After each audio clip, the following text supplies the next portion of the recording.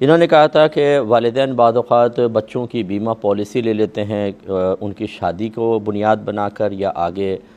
تعلیم کے لیے یا باہر تعلیم کے لیے بھیجیں گے تو ابھی سے بیمہ پالیسی لیتے ہیں۔ تو یہ لینا کیسا ہے؟ دیکھیں، اکثر جو بیمہ پالیسی ہیں ان میں جو شرائط ہوتی ہیں، کنڈیشنز ہوتی ہیں، مختلف اس میں کلوزز لکھے ہوتے ہیں، ان کی روشنی میں بعض اوقات جوئے کا مفہوم بن رہا ہوتا ہے، بعض اوقات سود کا بن رہا ہوتا ہے۔ اس لیے ہم تو اس کی اجازت بالکل بھی نہیں دیتے۔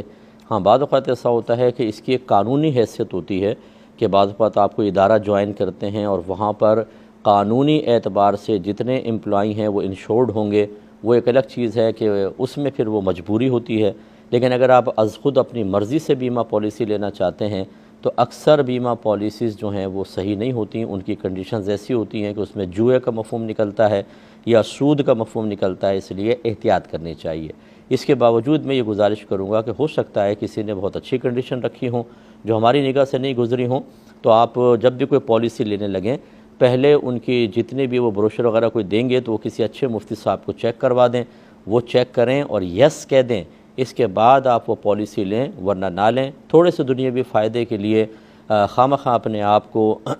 حرام چیز میں ملوث کرنا، اور اگر دنیا کا فائدہ حاصل ہو بھی گیا اور آخرت برباد ہو گئی تو پھر اس طرح کے فائدوں کو لینا سمجھدار آدمی کا کام نہیں ہوتا۔